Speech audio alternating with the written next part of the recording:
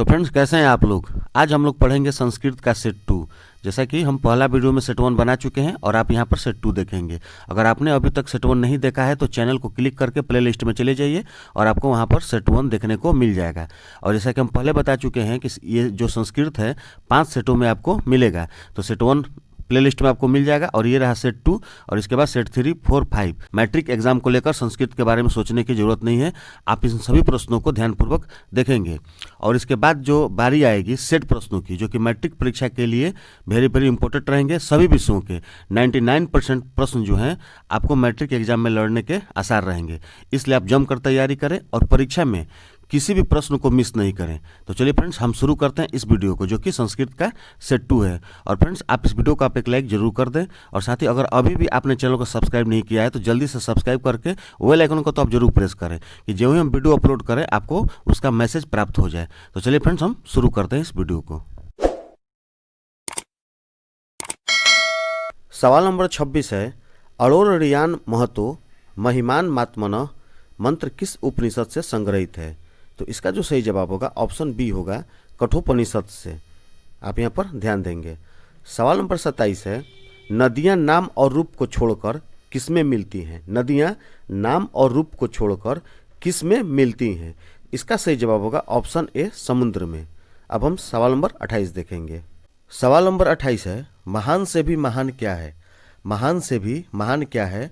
Option A, आत्मा, B, देवता, सी, ऋषि और डी, दानव। इसका सही जवाब होगा ऑप्शन ए, आत्मा। यानी कि महान से भी जो महान है वह आत्मा है। सवाल नंबर 29 है, किसकी विजय नहीं होती है। किसकी विजय नहीं होती है। ऑप्शन ए, सत्य की, असत्य की, धर्म की, सत्य और असत्य दोनों की।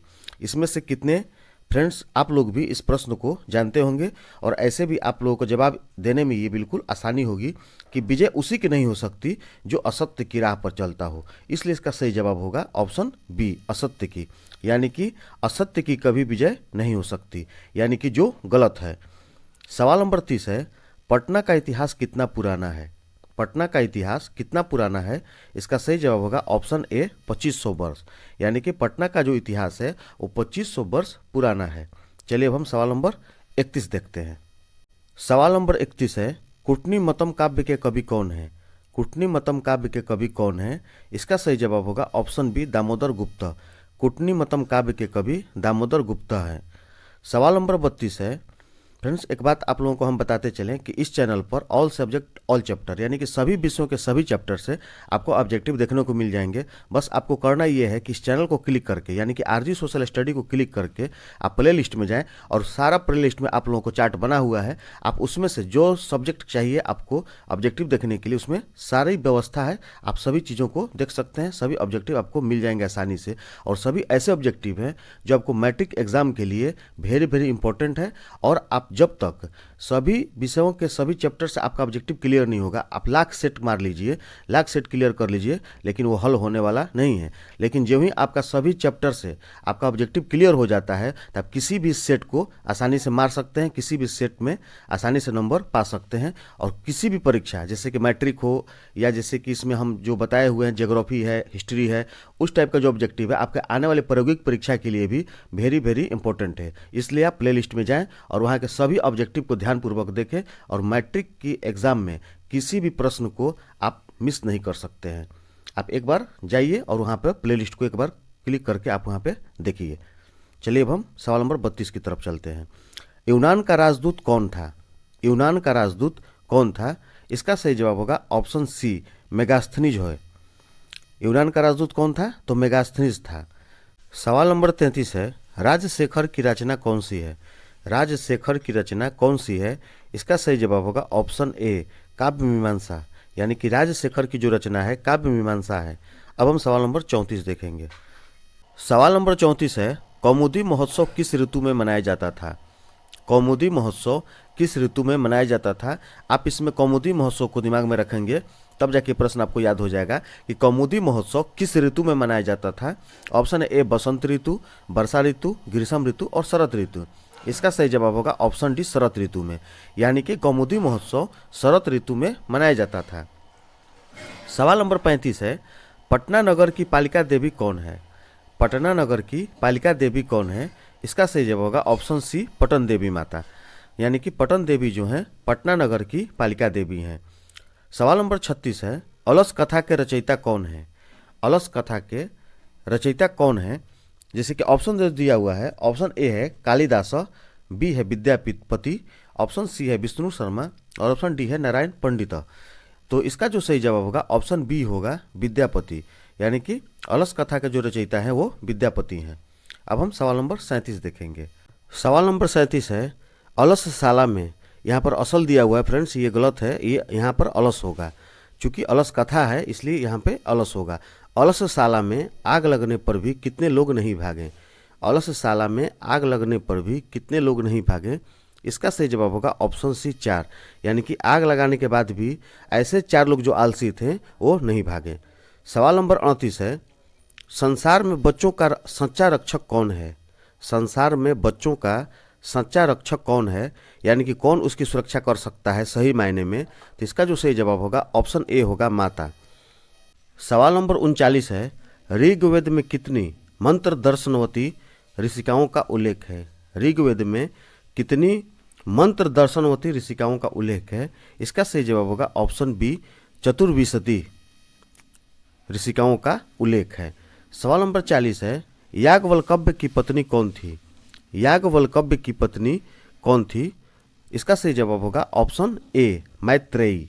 आप इसको ध्यान रखेंगे और ये वेरी वेरी इंपॉर्टेंट भी है फ्रेंड्स। आप इसको एग्जाम के लिए, मैट्रिक एग्जाम के लिए भी आप इसको याद रखेंगे कि याज्ञवल्क्य की पत्नी कौन थी, तो ऑप्शन ए होगा मैत्रेयी। सवाल नंबर 41 है, महाभारत में किस लेखिका का उल्लेख मिलता है? महाभारत में किस लेखिका का उल्लेख मिलता है? इसका सही जवाब होगा ऑप्शन सी, सुलभ का। आप यहाँ पर ध्यान देंगे। सवाल नंबर 42 है, वर्तमान काल की संस्कृत लेखिका कौन है? वर्तमान काल की संस्कृत लेखिका कौन है? Option A Ganga Devi, B Sulabha, C Mithilesh Kumari Mishra, option D है विजयांका। इसका सही जवाब होगा ऑप्शन सी, मिथिलेश कुमारी मिश्र। सवाल नंबर 43 है, भारत महिमा पाठ का द्वितीय श्लोक किस पुराण से संकलित है? भारत महिमा पाठ का द्वितीय श्लोक किस पुराण से संकलित है? ऑप्शन ए विष्णु पुराण से, ऑप्शन बी भागवत पुराण से, ऑप्शन सी पद्म पुराण से और ऑप्शन डी वायु पुराण से। इसका सही जवाब होगा ऑप्शन बी, यानी कि भागवत पुराण से। भारत महिमा पाठ का द्वितीय श्लोक भागवत पुराण से संकलित है, आप इसको याद रखेंगे। सवाल नंबर 44, जन्म पूर्व संस्कार कितने हैं? जन्म पूर्व संस्कार कितने हैं? ऑप्शन डी सही है, त्रय। आप इसको याद रखेंगे, ये मैट्रिक एग्जाम के लिए VBI है। अब हम सवाल नंबर 45 देखेंगे। सवाल नंबर 45 है कि सप्तपदी क्रिया किस संस्कार में संपन्न की जाती है? सप्तपदी क्रिया किस संस्कार में संपन्न की जाती है? इसका सही जवाब होगा ऑप्शन सी, विवाह, यानी कि सप्तपदी क्रिया जो है विवाह संस्कार में संपन्न की जाती है। प्रश्न संख्या 46 है, विदुर नीति किस ग्रंथ का अंश विशेष है? विदुर नीति किस ग्रंथ का अंश विशेष है? इसका सही जवाब होगा ऑप्शन बी, महाभारत का, यानी कि विदुर नीति जो है महाभारत ग्रंथ का अंश विशेष है। प्रश्न संख्या 47 है, धर्म की रक्षा किससे होती है? धर्म की रक्षा किससे होती है? ऑप्शन ए सत्य से, बी विद्या से, सी वृत्ति से और डी इनमें से कोई नहीं। इसका सही जवाब होगा ऑप्शन ए सत्य से, यानी कि धर्म की जो रक्षा है वो सत्य से ही हो सकती है, अन्यथा किसी से नहीं। सवाल नंबर 48 है, मंदाकिनी वर्णनम पाठ रामायण के किस कांड से संग्रहित है? मंदाकिनी वर्णनम, आप पाठ का नाम याद रखेंगे, मंदाकिनी वर्णनम पाठ रामायण के किस कांड से संग्रहित है? तो इसका जो सही जवाब होगा ऑप्शन ए होगा, अरण्य कांड से। चलिए हम सवाल नंबर 49 देखते हैं। सवाल नंबर 49 है, अणु अड़ियान कह, यानी कि अणु से भी सूक्ष्म कौन है या क्या है? तो इसका सही जवाब होगा ऑप्शन बी, आत्मा। अब सवाल नंबर हम 50 देखेंगे। सवाल नंबर 50 है, पाटलिपुत्रम कस्या तटे अस्ति? पाटलिपुत्रम कस्या तटे अस्ति? इसका सही जवाब होगा ऑप्शन डी, गंगाया। फ्रेंड्स, ये रहा आप लोगों का सेट 2।